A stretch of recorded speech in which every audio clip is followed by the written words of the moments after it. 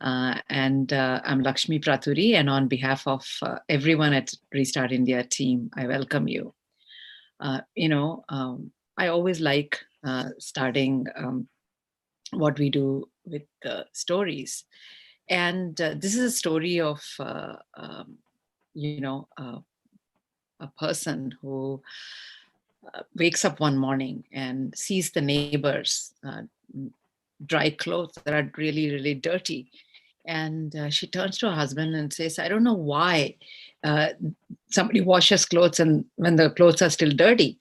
And every day they watch this. Every day they see the neighbors dry out dirty clothes.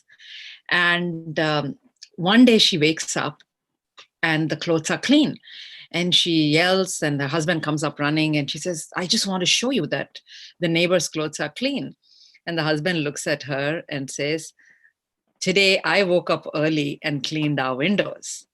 And the point of the story is when your windows are dirty, everything looks dirty for you. But instead of blaming the others, if you can clean your windows, the whole world looks to you in the clean shape that it already is. And I think for the last few months, we've all been caught up in this situation where it feels like the world is coming to an end. It's media, it's politics, so many things are telling us what the problems are, and there are problems. The issue is these problems are no worse than what we had before or what might have happened anyway. And it's our nano, small, medium entrepreneurs that have shown us time and time again how they have looked at the clean side of the world. There's a problem, no issue. How can we readjust ourselves? So there is a lot we all need to learn in cleaning our own lenses, cleaning our own windows, so we can have we can see really the possibilities that exist. So one of the things we realized, we along with our partner Muthoot Papachan Group, is that there is a lot of opportunities for small and medium entrepreneurs to succeed uh, in the current scenario. And to do this, just as this couple had to clean their windows, our way of cleaning windows is maybe to get on to more digital strategies, to be present more online. It sounds easy, but it's not that easy. So what we wanted to do is launch this initiative, Restart India initiative, is a space. Right now it's a website. You come to restartindia.in, where you can pose any question you have and we provide an answer. And over the last month, we have answered a lot of things. All this is available for you. What we want to focus today on is what is the power of the technology? What is the power of the internet? And how can small businesses go the digital way so they can reach more customers than they can ever before? And that they can be much better versions of themselves with the smartness they already have about their consumer and their location, etc. So topic for today's discussion is digital transformation possibilities of small businesses.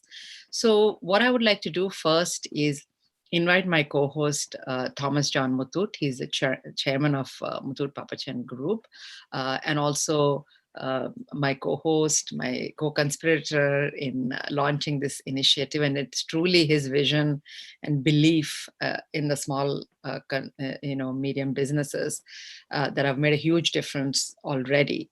So with that, I would love to have Johnny join us and, give a little bit of the introduction to what we are doing today and also to the amazing guest we have today. On to you, Johnny. Thank you, Lakshmi, and also thank you, the Inc. team, for partnering with Muthoot Papachan Group to bring this Restart India initiative live. And good evening, everyone. As Lakshmi rightly said, digitalization of small businesses is going to be the way forward. What it is going to bring is a lot of efficiency in the buying, selling, and also in the payment system of small businesses.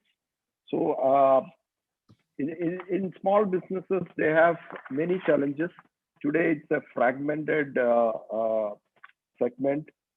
Now, with a lot of efficiencies that can be brought through technology, I think the future of small businesses and nano retail businesses is going to be seen by all of us in the next few years.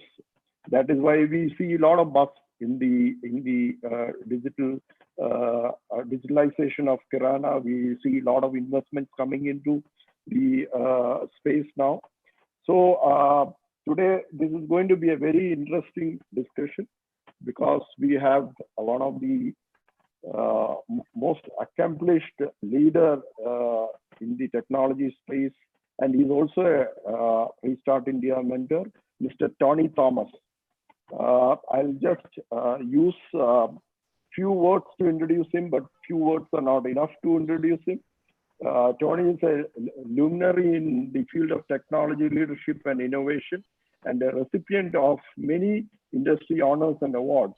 He has been conferred the Doctor of Science in the field of information technology. Tony is also the former Chief Information Officer of Nissan Motor Corporation, prior to which he was the global CIO of GE and CIO of Vodafone India. He also held global leadership roles at the Citibank and EY.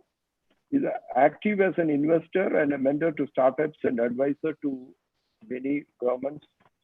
He's a mentor at the Columbia University in its Executive Technology Management program, and is a recipient of many industry honors and awards, including the CIO Power List, LinkedIn Power Profile, CIO 100 Hall of Fame.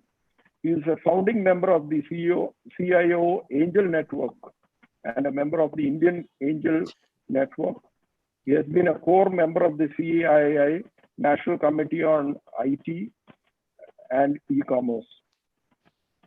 He comes with a vast experience and has engaged in his prior assignments in GE and Nissan. He has engaged with large corporates. In his experience in the telecom, he has dealt with small businesses, nano businesses, and you could find the smallest individual also using mobile phones. So his experience is varied, and he has a diverse experience with small business, large business. So you can't find a better person today to be sharing the stage than Tony Thomas. And I would just direct my first question to Tony. While taking small business digital has always been a continuous effort, during situations like this, a pandemic, do you think this is going to drive digitalization on a consistent manner, or is it going to be like what we saw in the earlier times, maybe during the demonetization? Is it a sustainable change, or is there one-off event? Is the everybody's question? Over to you, Tony. Thank you, Johnny. Thank you, Lakshmi, and thank you to Muthoot Papajan Group for this great initiative. Small and medium businesses are really the pillar of strength of the Indian economy. So I'm really glad that Muthoot Papajan Group is doing this, and happy to be part of this. Now, coming back to your question, it's actually a very interesting question that a lot of us have been pondering, because if you remember, during the demonetization time, there was a spike, and then of course it came down. Even prior to that, when the current administration encouraged everybody to have accounts for DBT, etc. Again, a lot of people started the accounts, but the usage of those accounts were really coming down. Now, with respect to the pandemic, everybody again is moving towards using digital as a means of doing their business, sustaining their business, and interacting with their customers. what I can tell you from my anecdotal evidences so far, I'm not really too confident that this is going to be sustainable or this is going to remain sustainable without all of us taking strong actions to make it sustainable. To give you an example, already many companies that started with work from home have started pulling people back to the offices, and you started doing business as usual in the old form. So will it sustain, will it go forward? I'm not really so certain, but I think a lot of the actions like what Muthoot Group is doing right now and others are doing, I hope it will keep itself sustainable. Thank you. Thank you, Tony. I think Lakshmi just dropped off. We'll just wait for a few seconds before we resume.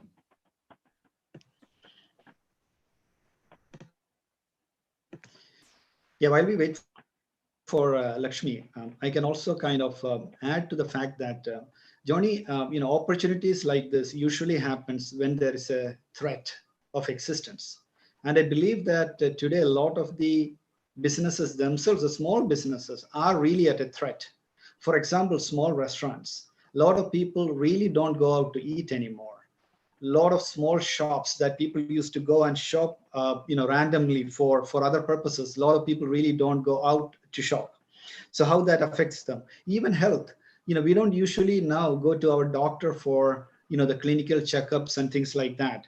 We talked about learning, work, travel has come down dramatically. So especially in an economy which is tourism driven and service driven, when travel becomes a challenge, that a lot of these things will really pull back.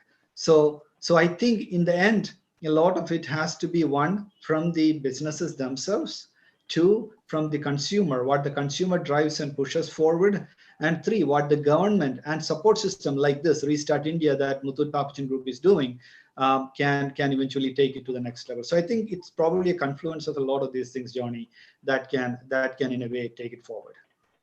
It's also, I think it's an experience for the user and also for the small businesses. For once they get a good experience using digital, I think it can sustain. And if it can bring efficiency in the buying, selling, and to maintain payment systems, I think this is here to stay. It's what I also feel. Let us hope for the best. Yeah, and you said it right, because once you start using it, once people, it's always a bridge, right? You always have to cross that bridge. Once you cross that bridge and you're on the other side, like for example, right, I never used to feel comfortable without reading a physical newspaper. And I had to read that regardless of what the story is. Now, since I've been abroad for a few years now, I've not really read the local newspaper, the physical paper print in my hand. Now I'm okay. So when I came back to India, I'm not really, the first person I usually otherwise call is my newspaper delivery guy. Now I haven't done that yet, right? I'm still reading my news and getting my news from online. So I think it's also, the habit formation, right? For a few days, if you do it.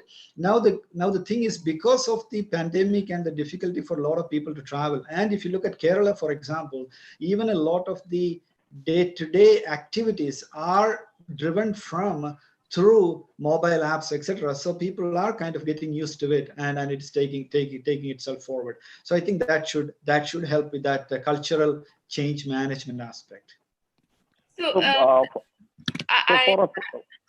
sorry, Mr. Muthoot. I thought I'll just pitch in for Lakshmi till she joins back. So there was one question that she wanted to ask, that technology for a small business doesn't always mean, buying a computer, a server, investing in all of this. Like, it can be something as a pay-as-you-go model or just accessing software.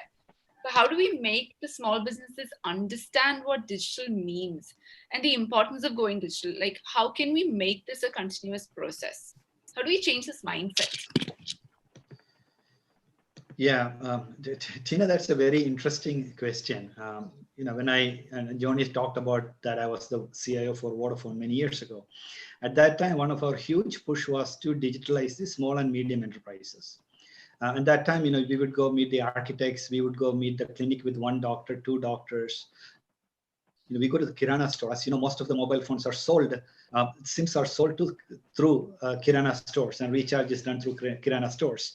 So when you talk to a lot of these people, the minute we say computerization, technology, software, etc., they think that for them to do that, they need to buy a few computers, they need to have computer support center in the back end. You need to do a lot of those mechanics, you need to have people who are always on beck and call, and last but not the least, they feel that they are not literate enough to understand and operate these technologies. But as you know, in the last few years, the advancement of technologies, the move towards apps, the move towards a lot of the OTT capabilities that are coming in have made the adoption of technology very easy. And as a small business owner, I probably don't even need a computer anymore. I can literally have my business run from my mobile phone. I don't really need anything beyond that. So I think those kind of things would absolutely help with the adoption and the cost. The other aspect, Tina, is the move from what we call the capex to the opex, the move from buying computers and building software to moving on to cloud and using technologies and software as a service from the cloud. Now, the second one, using cloud is a consumption model, which means that if I use only a little bit, I only pay for that little bit. Whereas in the old days, regardless of the processing power you used in your computer, you had to pay for the whole computer. Now, if you only use a fraction of the compute, you only pay for that fraction. So I think it helps. Lastly, the cloud in itself has a lot of software as a service kind of capability. So you can literally go and sign on how your CRM system, how your payment capabilities, like Johnny mentioned earlier, a lot of these things literally turned on with a few questions like you would otherwise. So I think in that sense, a lot of these things would become much easier in adoption. So technology adoption is not a barrier anymore. It's not something that to be feared. And I don't think it's a lot. It would take a lot of money. And if you really look at the overall operational expense over a period of time, the business case in itself is very valid that we can move towards technology adoption and computerization. Thank you, Tina, on behalf of standing on behalf of Lakshmi and asking the question. No problem. We're just covering that first question on like what technology means for a small business, and it's not like just computer, server, and so on. So Tony was just giving his insights. Great. I apologize. I had a internet accident. I don't know what happened. But, Tony, I thought it'd be great if we can take some, audience questions also. Sure. We have a question from Girish, and it's about, he says, I'm a Kirana store owner. How can I set up my business online? What are the minimum things I need? Yeah, we were kind of just talking about that a little bit, Lakshmi, but I didn't get to the details. But for a Kirana store, if I think about it, right, what are the things that I look for? And I'm talking from my perspective, right? I mean, Girish would have, absolutely different perspective. But first and foremost, I need to have more customers, to come in so that I can increase my sales, right? That is one thing. Second, I need to fulfill my supply chain.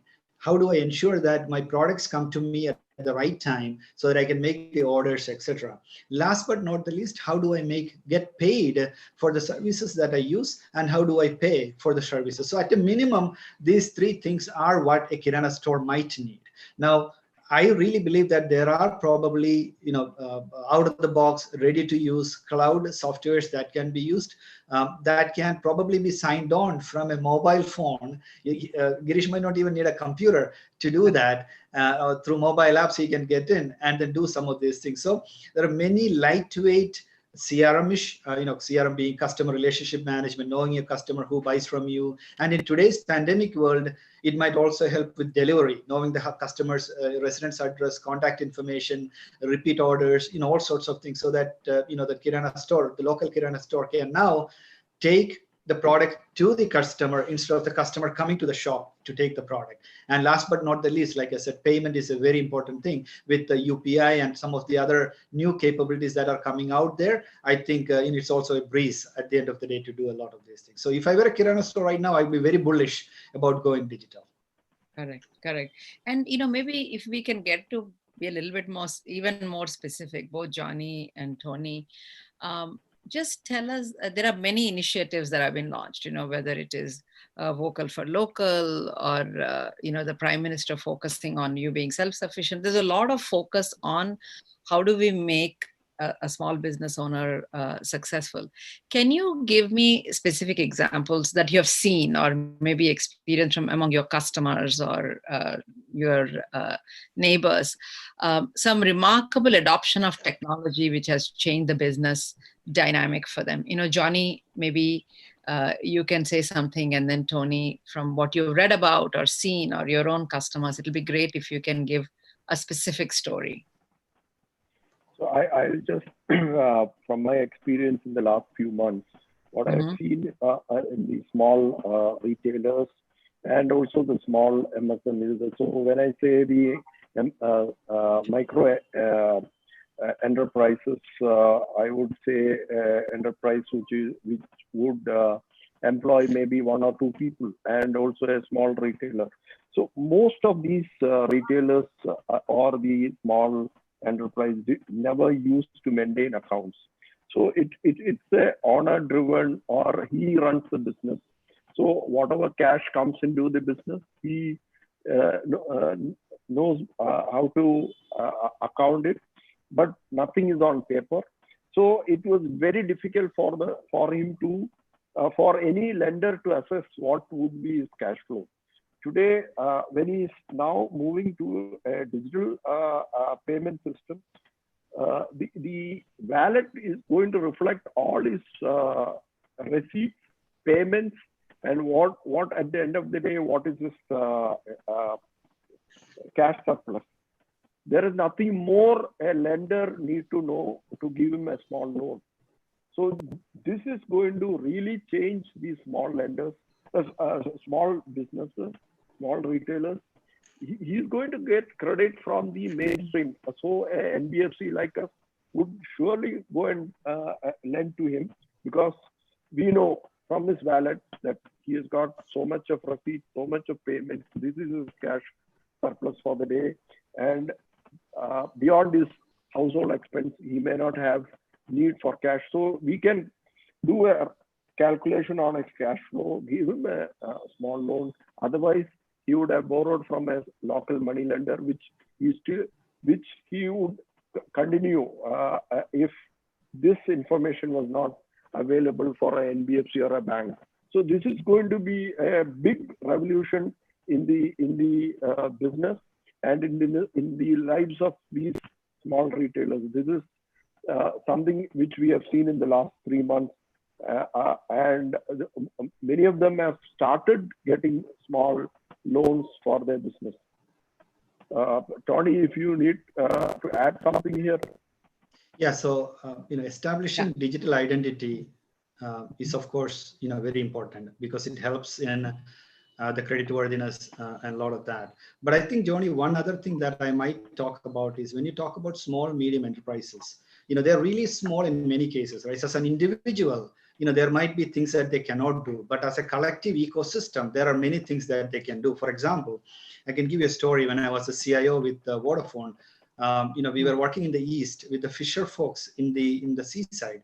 Now, their biggest problem that they faced was, once the boats come ashore, the time somebody comes to buy the fish, it takes too long, and the fish sometimes becomes spoiled. So they have to really get the fish, sold at the right time. So what we did was we worked with a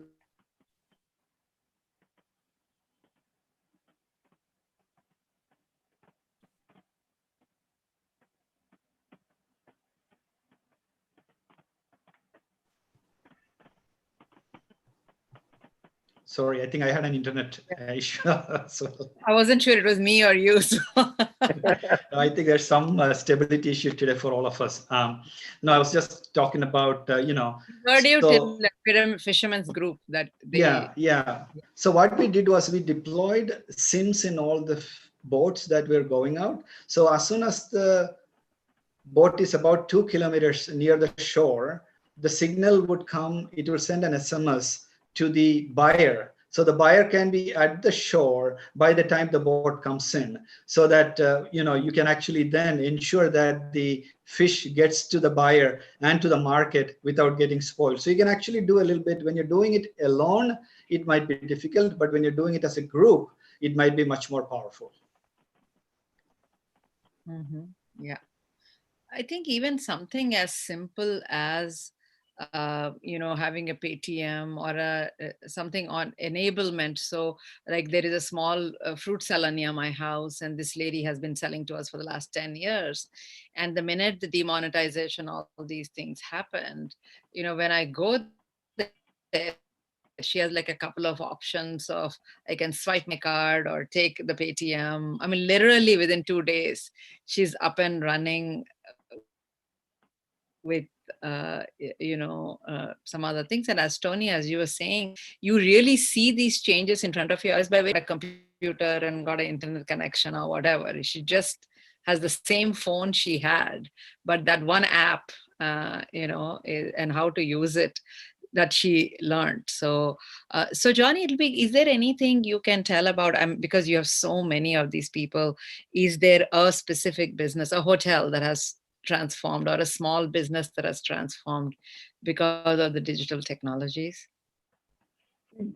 Many of these small retailers are reluctant to take registrations, or if they are already registered, they don't want to go beyond a particular size. Today, with technology, I think when you build efficiency in your buying side, in your selling side, buying and selling side with good payment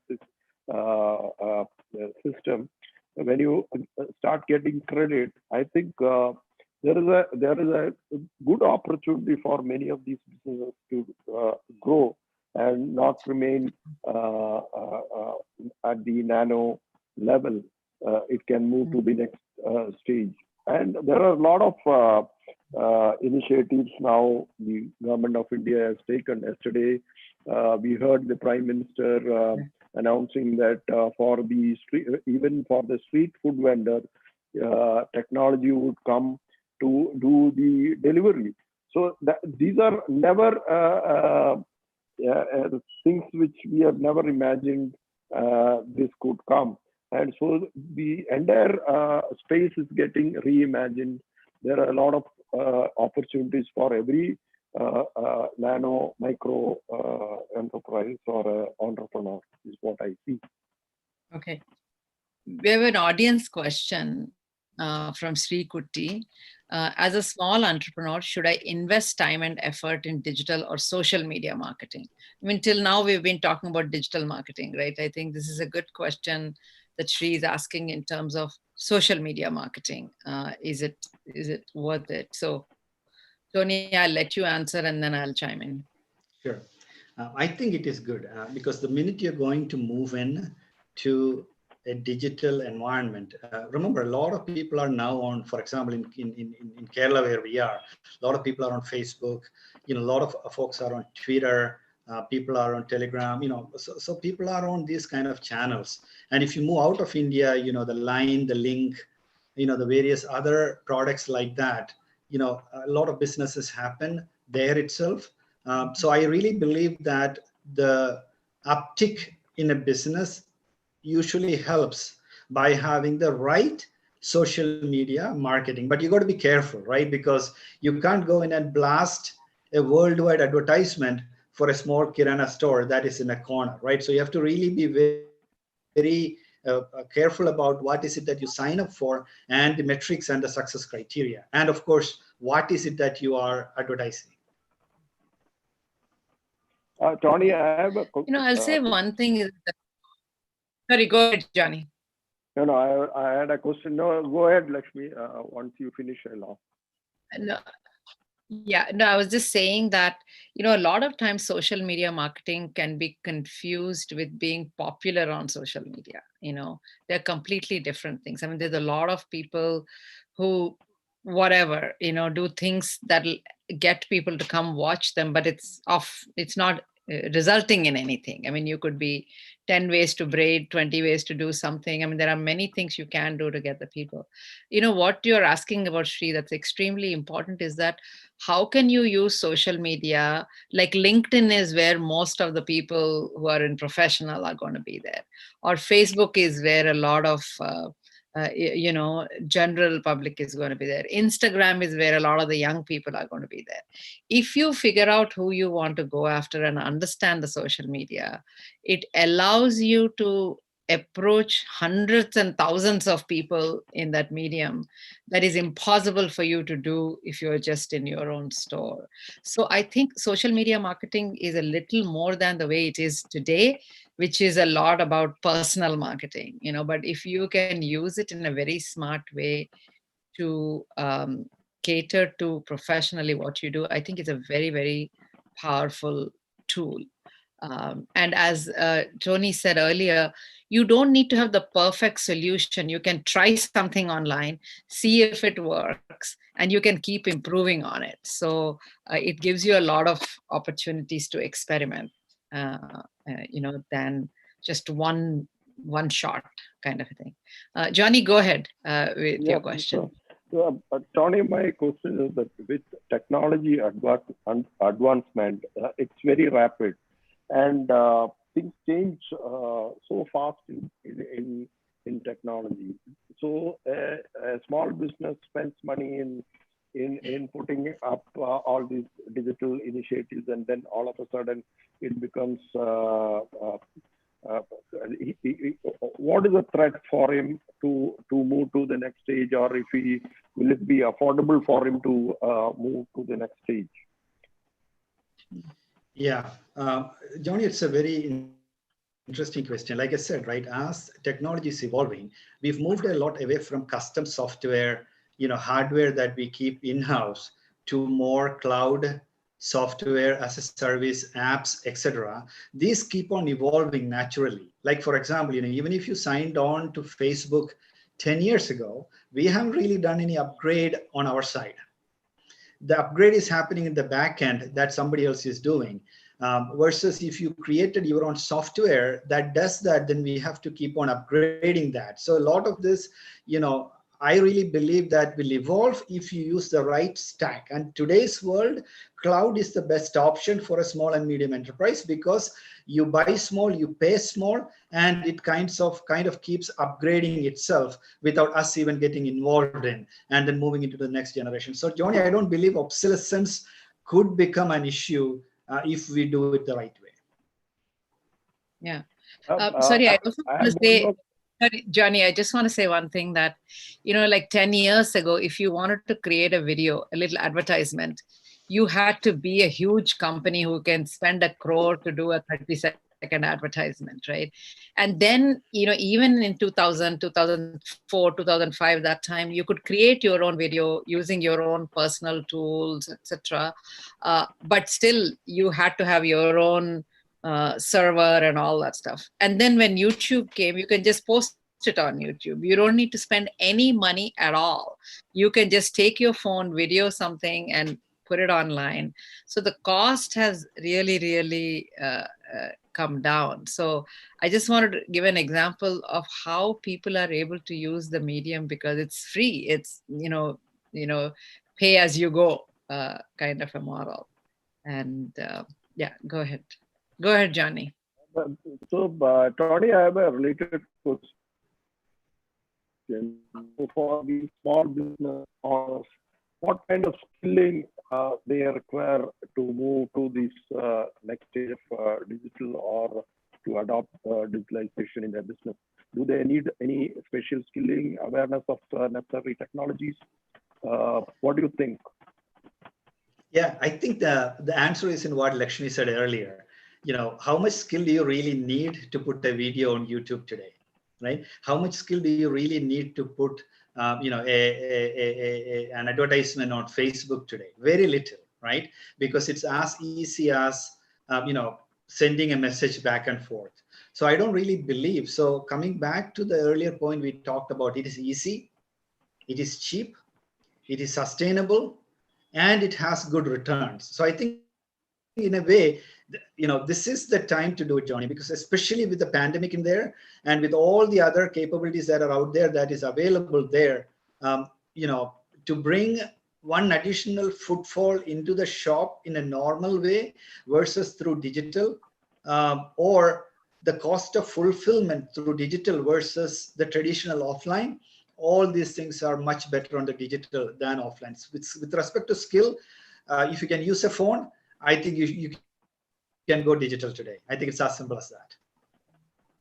Yeah, and also, Tony and Johnny, what excites me is that ultimately it's a good idea that wins. It used to be before, even if you had the idea, unless you had the crowd to do the ad, you couldn't do it.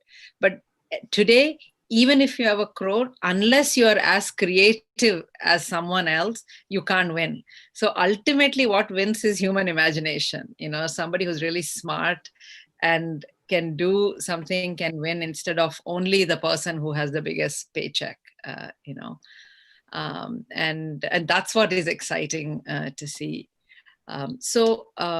Actually, sorry, related, I don't know if it's true or not, but when I was working on a small project with the government, they said that like the Swachh Bharat logo that we have, which is the Gandhi's glasses, just came by putting out thing to the public to say, what do you think the logo should be?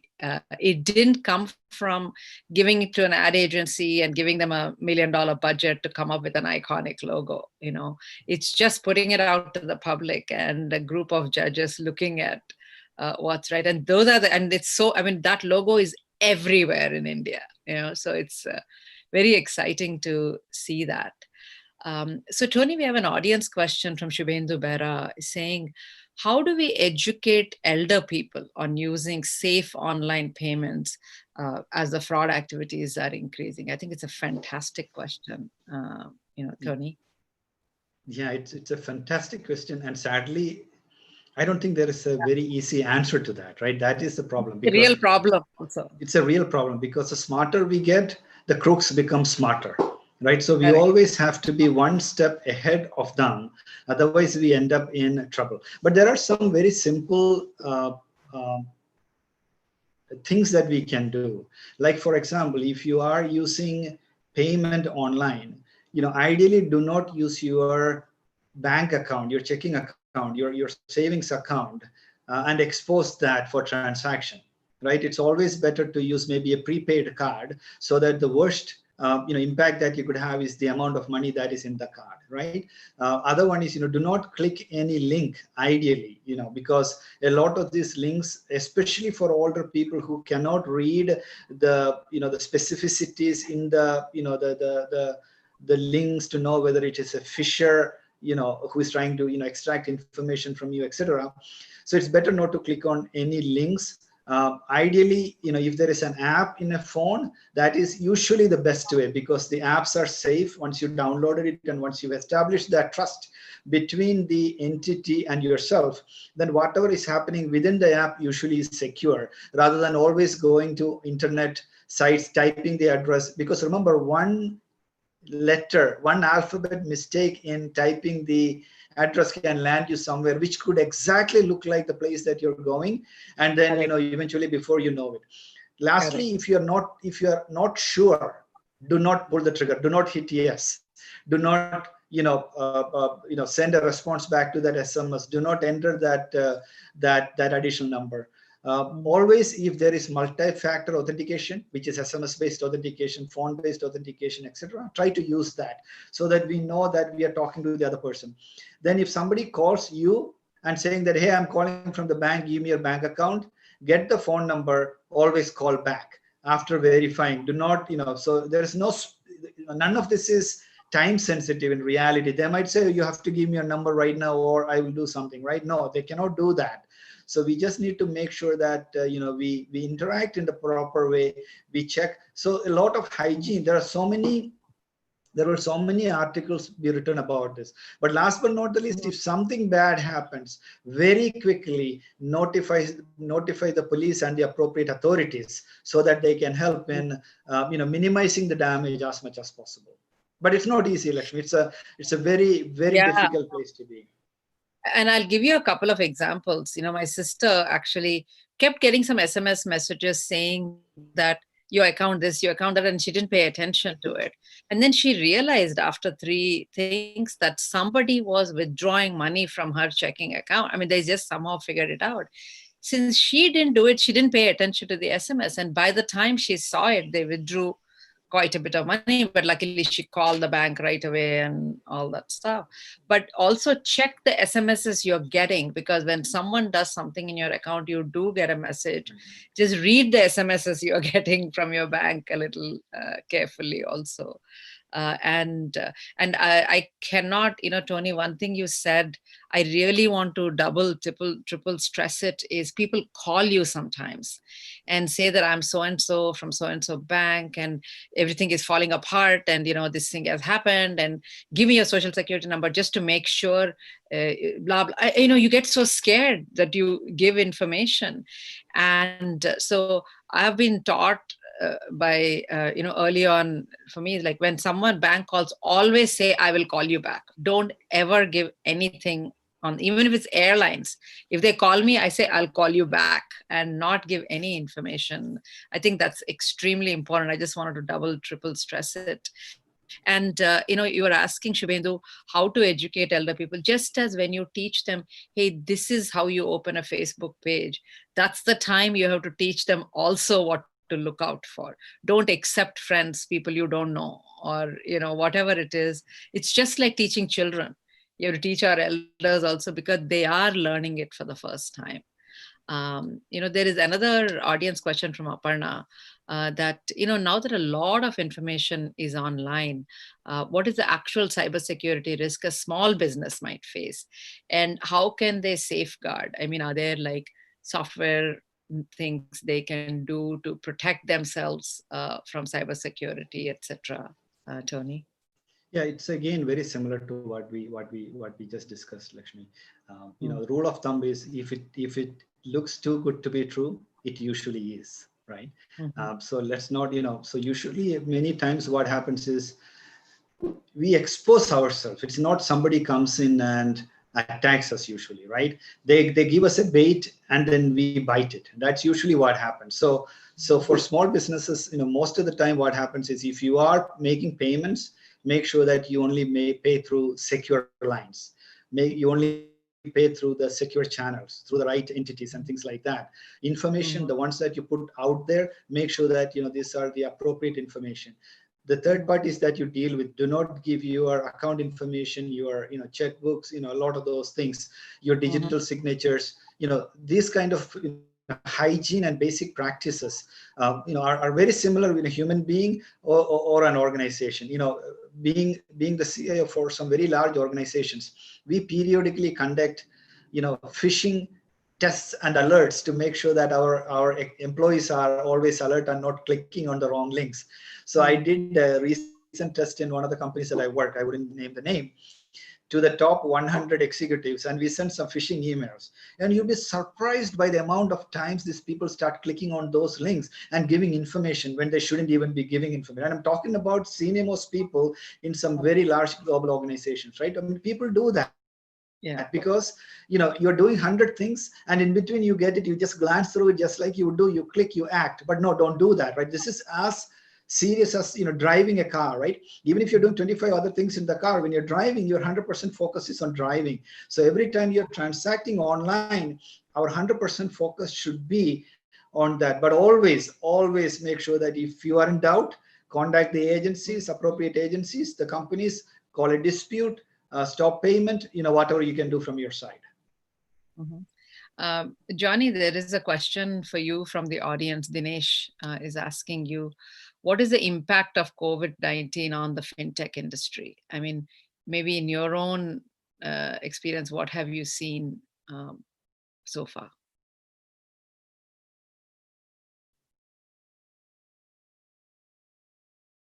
Johnny? I think Johnny's video seems to be frozen. I think. Okay, now he's back, I think. Johnny, are you there? Okay. Tony, maybe I'll ask you the next question. Johnny, are you there? Okay, good. Johnny, did you hear my question? You're on mute, Johnny. I didn't hear a question. Okay. The question is from Dinesh in Kerala. Johnny is asking, what is the impact of COVID-19 on the fintech industry? So, see, fintech are basically platforms where there could be services on the platform. If it is a lending platform, there would be a lender on one side and a borrower on the other side. So during this pandemic time, there was a lot of borrowers on the fintech, but the lenders were not there on the platform. But I think with the moratorium over, most of the banks, NBFCs have started lending. So lenders would come on the platform and people can start borrowing. So, but going forward, fintech is the way to go. A lot of fintechs are there. A lot of them are doing very well. Some of them are in the early stage, but there is a future for fintechs, provided both sides are met. You should have borrowers and you should have lenders on the platform. And also, Johnny, probably because of COVID-19, there is so much more digital interaction now. I think the possibility for people in fintech industry to be successful also has gone up sort of if you have the tools to allow. More you use technology for your transactions or for any of your requirements, more of your information is on the digital space, which enables you to borrow, enables you to also get other services on digital. Mm-hmm. Tony, I have a question for you before I ask you something that the audience has asked. Is that, how has this whole work from home affected the startup community? Have there been some interesting collaborations that have come up in the startups that you're mentoring even, that you know of? So just let's address this work from home a little bit. What are you observing in your ecosystem? Yeah, it's very funny. When the whole pandemic started, in the large corporations that I manage, we've always been ready. We knew that, if something bad happens, X percentage of our employees can work very effectively from wherever they are because we give them the right tools. We have the network capacity and all that. So once this happened, I was really concerned about the startups that have been in. But to my pleasant surprise, all of them seem to work very effectively, and none of them seem to have had problems. But in the initial days, I think the biggest issue was day one, nobody really had all the right tools, the processing power, the bandwidth at home, or even a place to sit, a right proper table to sit without, and a chair to sit without hurting their back and things like that. But I think that went on very quickly. People fixed all that, and none of them have told me there was any real productivity issue associated with this. So that's the good news, Lakshmi. That's what I'm hearing, and I don't know. I'm curious to hear about what you've been hearing. But from my side,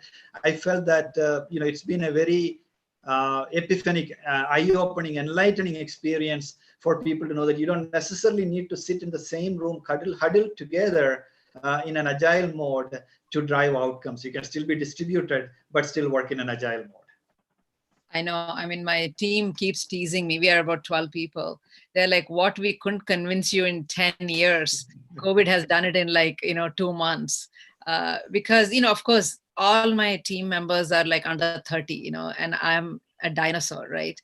So I like everybody to come to work, meet each other and all that stuff. And they were like, why can't we work from home at least 2 days a week? I'm like, no, everybody has to come to work.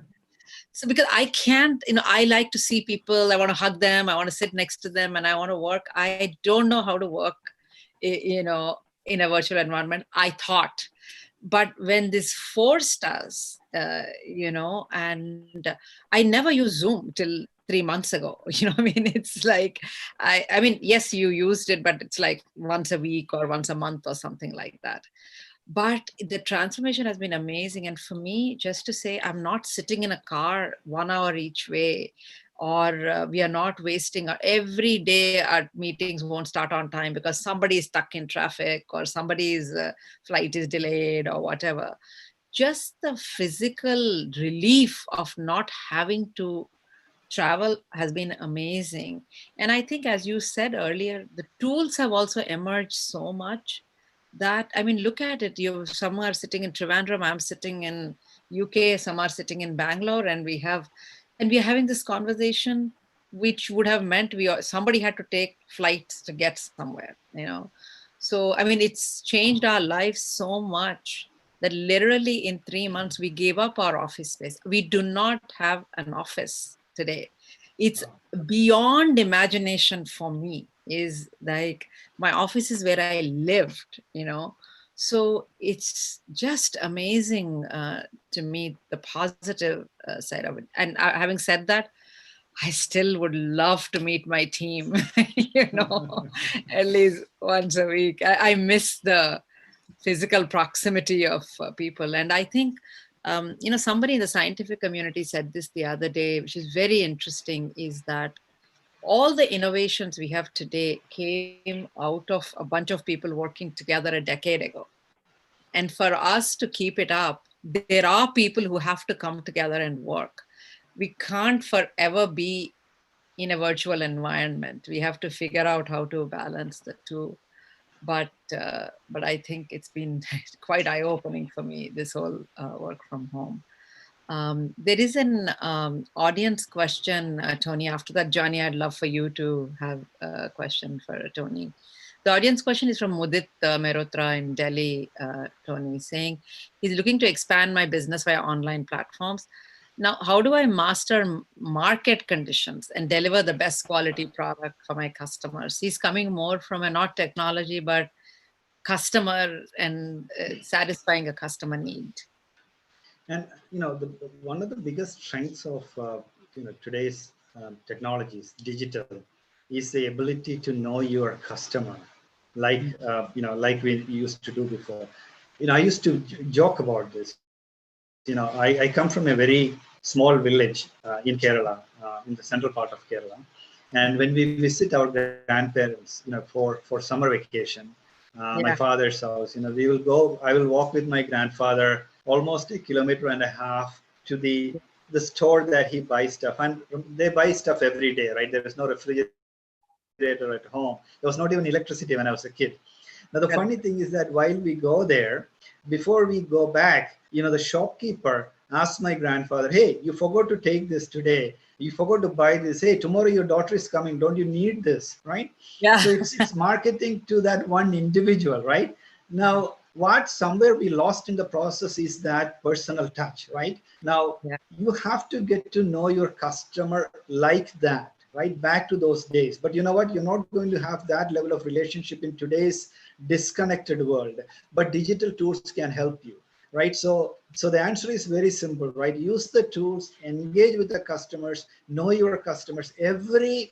In a consumer environment, every bit of transaction, every transaction is a nugget of information that you can start forming that, that building of that relationship, right? So don't consider, anything irrelevant. Everything is relevant in a traditional consumer business. So that's my answer, right? So tools are just aids and enablers to take us back to where we were in the past, to know our customers like we knew before. Correct. Yeah. We have about 4 minutes left. So, Johnny, do you have a question, or should we start wrapping up? What do you say?